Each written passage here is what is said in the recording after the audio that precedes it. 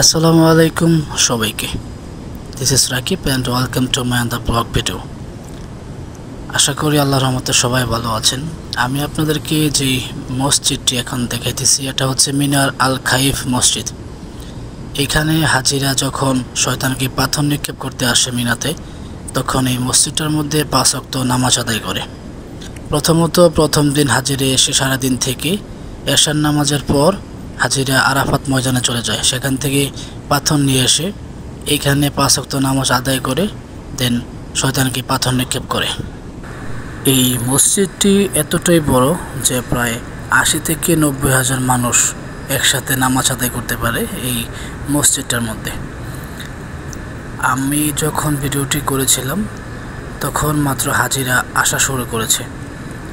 এই ভিডিওটির পর কালকে আপনারা দেখতে পারবেন যখন হাজি ভরপুর থাকে এই মসজিদে, কতগুলো হাজি থাকে সেটা দেখতে পারবেন।